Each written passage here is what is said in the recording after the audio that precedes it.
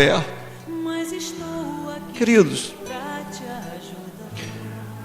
o rock contagiou muitas pessoas aqui na igreja com o teu jeito,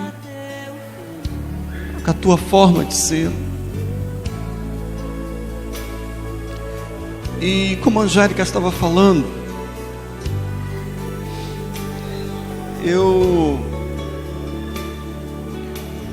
nunca recebi um não do rock, a não ser quando ele estava de plantão de serviço. Pastor Ralph, sempre quando me pergunta alguma coisa que ele pede para me fazer, dificilmente eu falo não para o meu discípulo, porque eu sei que é preciso alguém fazer alguma coisa para outra pessoa. E muitas das vezes a gente tem tempo, muitas das vezes a gente pode fazer e a gente rejeita. A gente não faz porque não quer, porque é a nossa própria vontade. Mas só que um dia a morte vai bater na nossa porta. E o tempo que você poderia fazer alguma coisa que você não fez, você não tem como mais lamentar. É duro o que eu estou falando, mas isso é duro para mim também. Porque mesmo quando eu trabalhava no meu serviço secular, eu pegava a minha bicicleta e eu ia correndo para o meu discipulado, para receber o meu discipulado, para saber o que o pastor Ralph tinha para mim. Não porque eu tinha um título de pastor, porque esse título também um certo tempo para mim, eu fui tratado como um membro da igreja comum, como qualquer um membro da igreja, porque tudo que um membro da igreja passa pelo um caminho trilhando nessa igreja, de grupo familiar, de evangelista, tudo isso eu fiz mesmo tendo título, porque isso não vai fazer uma diferença na minha vida. É certo que o título sim veio porque Deus, Ele nos deu esse, mas o mais importante é o que está aqui dentro, no nosso coração. O importante é o que está no teu coração, de você poder fazer alguma coisa para Deus. Então, há um ditado que diz: não deixa para amanhã o que você pode fazer hoje para Jesus, porque você não está fazendo nem para mim, não é para o pastor Ralph, não é para o apóstolo Ari, você não está fazendo para homem, você está fazendo para Jesus, querido. Que prestação de conta agora o rock poderia dar para mim? Nenhuma. Mas eu falei, eu estava falando com uma pessoa, nem me lembro mais, que quando o rock chegou lá no céu, os anjos recebeu ele talvez aplaudindo, porque é um guerreiro que fez toda a vontade do Senhor aqui nessa terra. Nós perdemos, mas o céu ganhou. Então a explicação não vai ser nessa terra do que você vai fazer, do que você está fazendo, mas vai ser lá no céu. Esse é o evangelho, querido. Não temos para onde fugir. Ou você faz, ou faz, ou faz, ou faz para Jesus. Mas eu quero assim rapidamente, que eu vou passar aqui para a Angélica. Alguns amigos de trabalho me procurou, e profissional na área também, e falou para mim assim: o senhor é o líder deste homem? Eu falei: só. Olha, eu quero falar para o senhor que eu sou uma pessoa desviada, e quando a gente estava lá na corporação trabalhando, muitas das vezes esse homem me deu palavra de aconselhamento, me tirando de certas, e me dando palavras de aconselhamento, e tirando de algumas ideias que estavam formadas, que poderia me levar para o lado pior da vida. E ele estava ali colocando Jesus para a gente. Aí ele começou a chorar. Você sabe por quê? Porque ele é uma pessoa desviada. Então quando ele falou isso, eu virei para ele e falei a seguinte coisa: isso me traz um conforto ao meu coração, porque como líderes de uma igreja, que somos, qualquer líder, ele quer ouvir um bom testemunho das suas ovelhas. E quando esse homem chegou para mim e falou que até dentro do teu serviço ele dava um testemunho de bom da parte de Deus. Eu não me esqueço um dia que no discipulado, hoje eu posso falar isso aqui, ele estava numa operação numa favela e de repente eles fizeram um cerco e o Roque, eles foram recebidos com muito tiro naquela favela e o Roque estava num determinado lugar e ele contando para mim no discipulado que de repente ele viu algo de um barraco na favela cair do lado de fora e o cerco estava sendo feito e ele, quando viu aquilo, os amigos renderam o cara dentro dessa casa e ele foi em direção àquele saco. Ele estava sozinho. Quando ele apanhou aquele saco, era dinheiro que tinha dentro daquele saco. Aí ele pegou, ele estava só, que ele estava num ponto estratégico. E ele viu aquele saco cair. E ele foi até o comandante da operação e entregou aquele saco. Ele falou: pastor, eu estava durinho, tinha 4 mil reais dentro daquele saco. O comandante botou na mesa, contou, tinha 4 mil reais. Era o fragante que o cara estava jogando fora. E o que me chama a atenção é que ele estava sozinho naquele ponto. Nenhum dos seus amigos viu cair nada. Mas ele sabia que tinha um Deus lá no céu, que estava junto ali com ele naquele momento, estava vendo aquela situação. Muitas pessoas, por causa de 100 reais, trocam Jesus. Muitas pessoas. E sabe qual foi o testemunho da comandante que trabalhou com ele lá em Botafogo? Estava falando para Noeli. Noeli estava conversando comigo. Que ai daquele que ela ouvir falar mal da vida de Roque. Ai daquele que ela vai correr atrás. Um comandante, amado, fala isso, fala umas palavras dessas. É porque a pessoa dava testemunho mesmo de vida. Então, queridos, eu estou falando isso aqui para você porque isso vai servir de muito exemplo para nossas vidas. Muito, muito mesmo.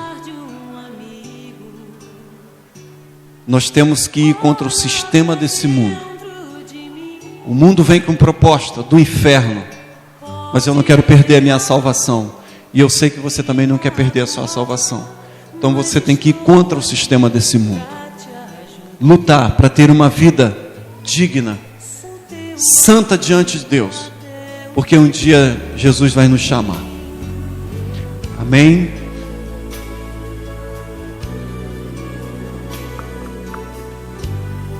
Abra sua Bíblia em 2 Crônicas, capítulo 21, o verso 20. 2 Crônicas 21, 20. Diz assim, Jeorão tinha 32 anos de idade quando começou a reinar. Reinou 8 anos em Jerusalém. Morreu sem que ninguém o lamentasse. E foi sepultado na cidade de Davi, mas não nos sepulcros dos reis. Deixa eu ler só a parte B desse versículo, que fala que esse rei Jeorão, diz que ele morreu, ele se foi sem deixar saudades. Alguma tradução está escrita assim? Diz que ele se foi sem deixar saudades. Na minha está escrito, ele morreu sem que ninguém o lamentasse. Queridos, logicamente, isso aqui não é o texto que eu falei que eu vou me prender, mas me vem na mente esse texto que fala a respeito de alguém, um rei. Esse rei, Jeorão, ele reinou pouco tempo, 8 anos, em Jerusalém. Mas foi um tempo suficiente para ele mostrar um caráter deformado, mostrar a malignidade do diabo em sua vida, embora ele sendo filho de um rei muito piedoso, que foi o rei Josafá. Esse rei chamado Jeorão, ele não herdou o coração piedoso de seu pai, mas ele foi um rei perverso. A primeira coisa quando ele fez, quando ele começou a reinar, foi que ele matou todos seus irmãos. Sabe, ele exterminou com seus irmãos, matando-os. Reinou 8 anos. E diz a Bíblia que ele morreu. Ele se foi sem deixar saudades. Ninguém lamentou a morte daquele rei, porque os feitos dele foram feitos horrendos. Foram obras, sabe, terríveis. Foram posturas e atitudes que não agradaram a Deus. E esse rei, ninguém lamentou a sua morte porque ele havia sido um mau rei. Ninguém chora por alguém mau que morre. Ninguém sente saudade de alguém que viveu para si, alguém cujos princípios do diabo se estabelecem em sua vida. Ninguém lamenta a morte de alguém quando esse alguém é alguém que não faz muita diferença. O lamento vem quando a gente perde alguém que fazia diferença. E pegando esse gancho aí na história desse rei, eu falo que não é a realidade relacionada a rock, porque rock está indo, mas está deixando muita saudade. As reuniões de terças à tarde, o lugar vai ficar vazio por um tempo, por um bom tempo. Beth, a sua esposa, nossa filha, eu sei que ela tem mãe, mas a mãe dela sabe que ela tem outra mãe também. A gente com certeza vai amparar, vai tentar de todos os jeitos ajudar, mas ela também pode dizer que o lugar de rock vai estar vazio. Chegar nesse culto, estacionamento, cantina, escala da área, ele está deixando, já deixa saudade e lamento. Enquanto o rei Jeorão morreu e ninguém lamentou, Roque se foi e está deixando um grande lamento. Se foi e já está deixando saudade. Ninguém lamenta a morte de alguém ruim, de alguém mau, de alguém cuja vida não se preocupou com os outros. Então por que será que Roque está deixando já saudade e uma dor sem tamanho no peito? Um lamento na alma. Porque ele fez isso aqui, ó.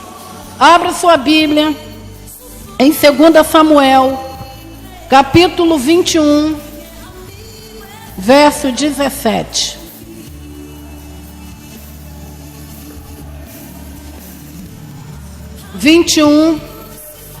A partir do verso 15, perdão.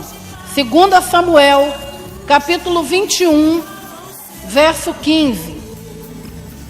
Diz assim: houve ainda outra batalha entre os filisteus e Israel. Davi e seus soldados foram lutar contra os filisteus. Davi se cansou muito e Isbi-Benob, descendente de Rafa, prometeu matar Davi. A ponta de bronze da lança de Isbi-Benob pesava 3,6 kg. E além disso, ele estava armado com uma espada nova. Mas Absai, filho de Zeruia, foi ao socorro de Davi e matou o filisteu. Então os soldados de Davi lhe juraram, dizendo: nunca mais sairás conosco à guerra, para que não apagues a lâmpada de Israel. Amém? Daí um pequeno relato, um episódio ocorrido na vida de Davi, o rei de Israel.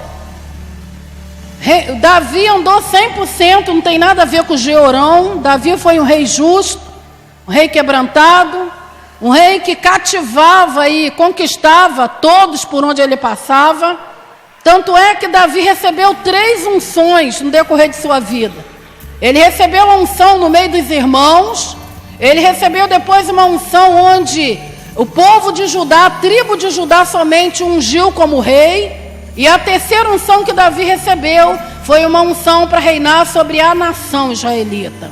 Um homem que foi crescendo em nível de unção, nível de intimidade com Deus, por onde ele passava, Deus o fazia um vitorioso. E Davi, no decorrer de sua caminhada, Deus colocou em seu caminho muitas pessoas, as quais ele cuidou, discipulou. E agora no texto lido aqui fala que houve um momento na vida de Davi, onde ele estava num cerco. Houve uma guerra contra Israel e os filisteus. Davi, o comandante, juntamente com a sua tropa de soldados, foram para o campo de batalha. E aí, guerreando contra os filisteus, um homem se destaca no meio dos inimigos, que é Isbi-Benob. Diz a palavra aí que esse homem estava armado com uma espada nova, e ele estava com uma lança na mão que pesava acho que 3,6 kg. Esse homem, no meio do exército inimigo, esse homem se levanta, se destaca. Ele era filho, descendente de Rafa, ele era um descendente de gigante. E esse homem se levanta altamente armado, com uma única intenção: matar Davi. Porque no campo de batalha, guerreando contra os filisteus, Davi começa a ficar vulnerável. Por quê? Porque Davi começa a se cansar muito, o cansaço lhe abateu. Talvez, talvez não, certamente, Isbi-Benob, ele percebeu que o rei Davi, aquele homem valente e guerreiro, ele não estava tão ágil na espada mais. Ele percebeu que Davi estava cansado, de certa forma meio que vulnerável pelo cansaço. E aí diz a palavra que Isbi-Benob, ele se levanta com uma única intenção: matar Davi. Era um momento crucial. E aí Absai e seus outros soldados também estavam, era a mesma batalha, eles também estavam guerreando contra um aqui, contra outro ali. Mas Absai, ele olha e vê o seu líder, ele vê Davi num cerco. Ele vê que Davi estava cansado e o inimigo tinha percebido esse momento frágil, esse momento do cansaço, esse momento em que Davi não estava mais tão ágil, tão veloz na espada. E Absai percebe que aquele momento era o momento dele largar tudo e correr em direção a Davi. E Absai, ele larga tudo e ele corre. Ele corre e entra na frente de Davi. Aquela luta não era mais de Davi, agora passa a ser dele, porque ele entrou na frente, ele guarda a vida de Davi, luta contra aquele gigante, aquele homem, e ele mata aquele homem, descendente de Rafa, um inimigo encarregado com uma única missão: exterminar com a vida do rei Davi. E Absai mata aquele homem e a guerra termina. Quando a guerra termina, os líderes de Davi se reúnem e falam com Davi: olha, nunca mais você sairá conosco à guerra, nunca mais nós vamos deixar você ir para a guerra. Nós, logicamente o que eu vou falar agora está nas entrelinhas. É como se eles falassem: você fica e nós vamos. Nós não queremos mais correr o risco, porque hoje nós quase vimos a sua vida ser ceifada. Nós não queremos mais perder o risco de te perder. Então nunca mais você sairá conosco à guerra. porque nós não queremos que apague a lâmpada de Israel. Olha o lugar elevado de consideração, de honra e de valor que esses homens dão a Davi como seu líder. Eles comparam a vida de Davi como a lâmpada, não só para eles, mas a lâmpada de toda a nação israelita. Nunca mais sairás conosco à guerra, para que não apagues a lâmpada de Israel. É como se a vida de Davi, na vida daqueles homens, fosse a lâmpada que apontava o caminho, fosse a lâmpada que fazia com que eles fossem o que eles estavam sendo. E aí, eles decidem guardar Davi, privar Davi das batalhas, porque eles iriam guerrear as guerras de Davi, porque eles não queriam mais que Davi ficasse exposto na guerra. E, quem sabe, numa outra situação, algum guerreiro não fosse tão veloz e pronto, e a vida de Davi fosse ceifada. Então eles não queriam correr mais esse risco. E aí eles fazem um juramento, eles juraram que nunca mais Davi iria à guerra com eles, mas eles iriam pelejar por ele, enquanto ele iria ficar guardado.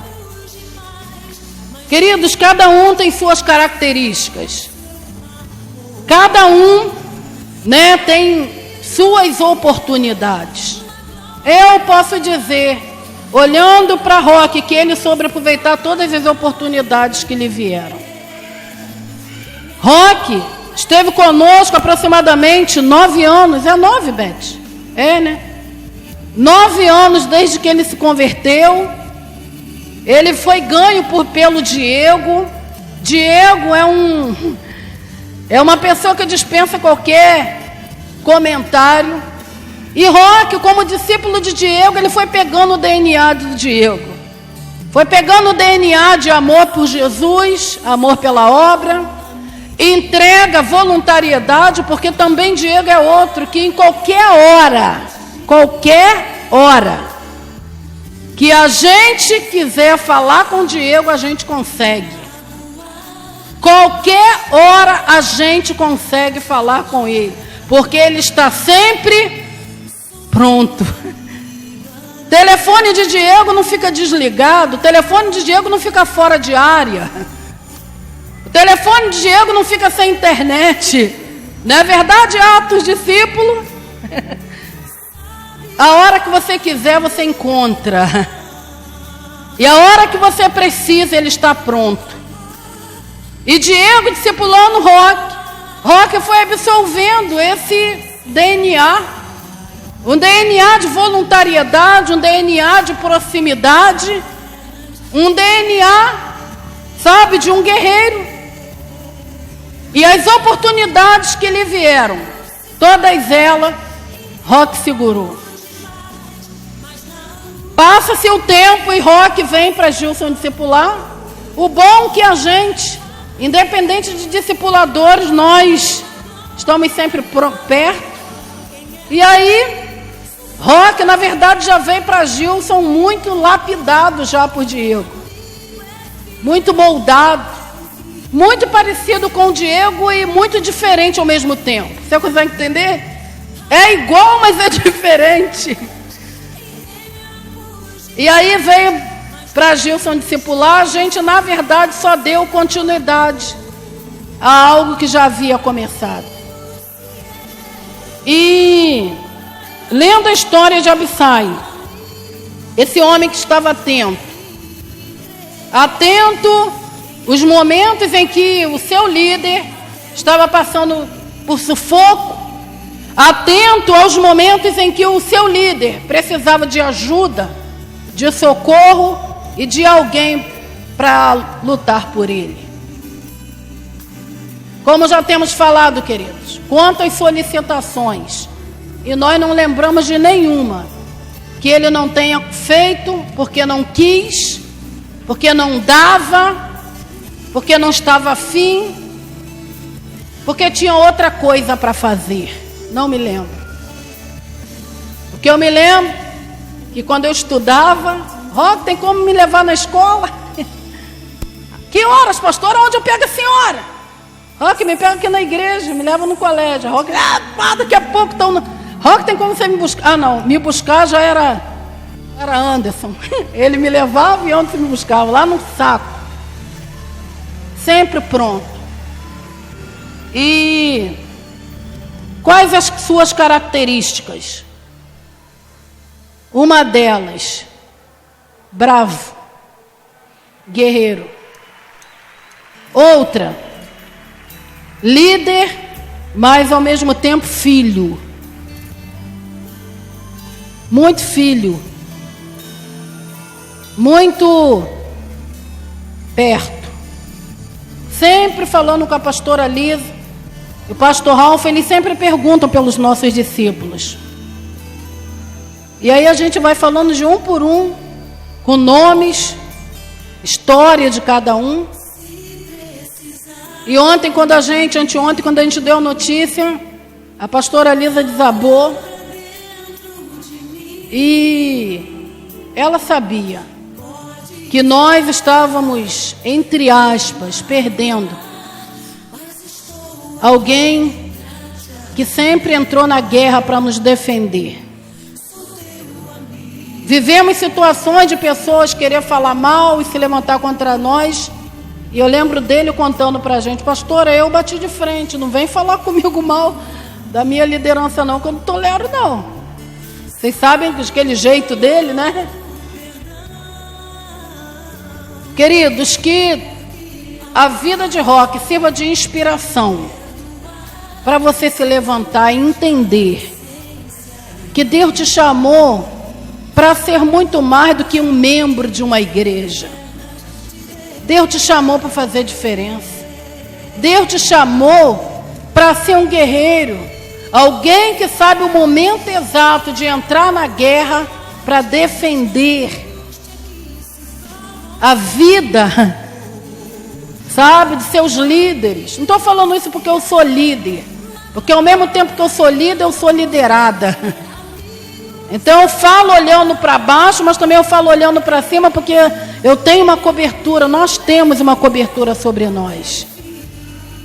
E essa palavra, quando Deus me deu, eu não escrevi essa palavra pensando em quem eu liderava, eu escrevi pensando em quem está acima de mim como liderança e o lugar que Deus espera que eu ocupe.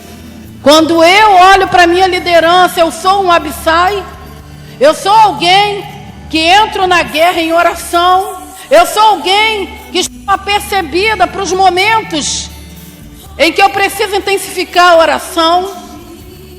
Eu sou alguém que estou atenta, sabe? Os momentos de conflitos e bombardeios que a minha liderança está passando. Existem momentos, existem inimigos que são enviados, querido, em momentos cruciais para acabar com o líder.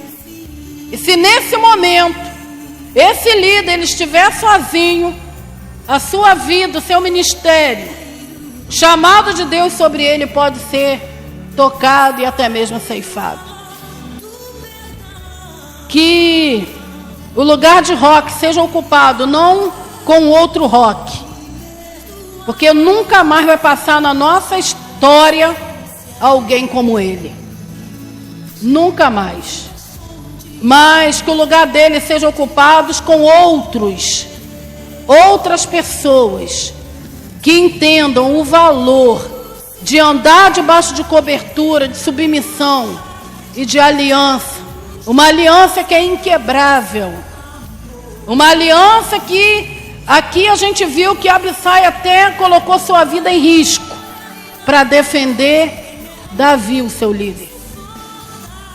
Que no nome de Jesus, queridos, essa história, o ministério do Roque não encerra aqui, mas o bastão está sendo passado para a mão de quem queira pegar, a começar pela Beth, que eu creio que a Beth se levantará na força do Espírito Santo com uma força, uma graça e um poder sem igual, querido. Será tremendamente usada por Deus. Eu creio nisso e vou trabalhar Vou trabalhar debaixo dessa visão. Eu sei que ela ama Jesus com toda a intensidade de sua alma. Tanto ama que ela está aqui. E eu não tenho dúvida que ela será levantada com muita força. Mas o que eu quero é que esse lugar não pode ser ocupado com apenas uma pessoa, mas precisa ser ocupado com muito mais de uma. Que Deus levante nesse tempo os abissais. Que Deus levante nesse tempo homens e mulheres que entendam o valor de uma aliança, que entendam o valor da lealdade, que entendam o valor de perceber quando a sua liderança está doente, triste, sendo cercada pelo inimigo. Que Deus levante hoje, nesse auditório, homens e mulheres que decidam em seus corações a fazerem diferença, a não serem alguém que só se aproxima de nós para colocar peso. Hoje, nossa semana passada, eu estava pensando, você tem feito a sua liderança chorar? Porque as pessoas que você vai orar por ela, você só chora. Eu só choro. Eu falo, Deus, tem misericórdia, tem misericórdia. Porque é tanto embaraço, é tanto problema, é tanta frieza, é tanta... Eu estava pensando, qual de vocês, ao orarmos por vocês, gera uma alegria no nosso coração, de falar como Paulo um dia falou, me alegro, falou para os filipenses: dou graças a Deus todas as vezes que eu me lembro de vocês nas minhas orações. Eu posso dar graças a Deus quando eu me lembro de você, ou ao lembrar de você, isso gera tristeza, angústia e clamor na minha alma por olhar e ver que você não está entendendo, que você não está junto, que você não é um companheiro leal e fiel. E nessa noite, queridos, o Senhor nos ache e que cada um de nós se voluntarie a ocupar, a preencher esse buraco que Roque deixou. Diego está em Bonneville, Roque era o nosso escudeiro. E você? Diego em Bonneville, o espaço aumentou um pouco porque a realidade de Bonneville é outra. Roque foi levado para a glória. O que vai ser de mim, de Gilson, se Deus não conseguir te achar e te levantar? Posso chamar o Ministério do Louvor aqui? Por favor.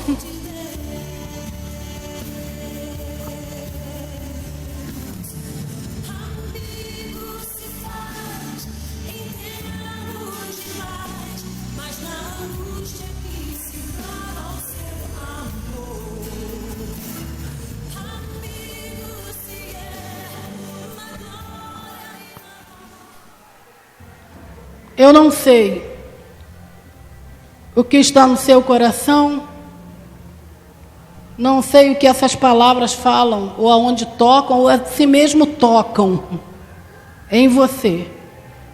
Mas eu sei de uma coisa, que nessa noite Deus está procurando por você.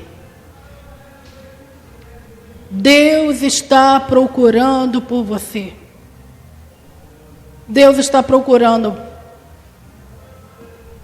por aqueles que hão de morrer no campo de batalha se for preciso, mas não recuarão e não deixarão a sua liderança, o reino de Deus, sofrer por causa de falta de posicionamento.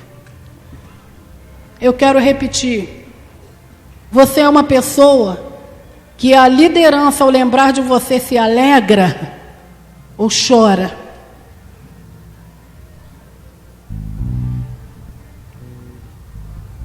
Em nome de Jesus, se de alguma forma Deus consegue tocar em você ou eu peço que você se expresse. De alguma forma, você se coloque de pé, venha aqui na frente. Mas no nome de Jesus, hoje precisamos dar uma resposta. Uma resposta ao Senhor.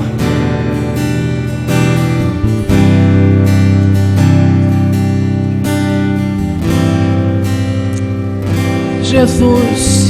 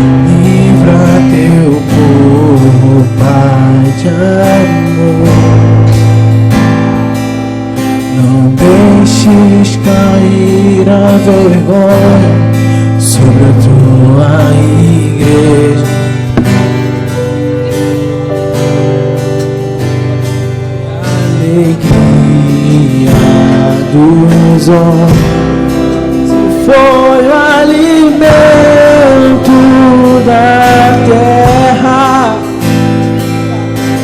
Volta e restitui, ó Pai de amor. Choram os ministros de Deus, os sacerdotes do Senhor. Toca a trombeta em Sião, vai voz de jejum e de oração. Choram os ministros de Deus, os sacerdotes do Senhor. Toca a trombeta em Sião, vai voz de jejum e de oração. Livra teu povo, Senhor. Livra teu povo, Pai de amor. Não deixes cair a vergonha sobre tua igreja.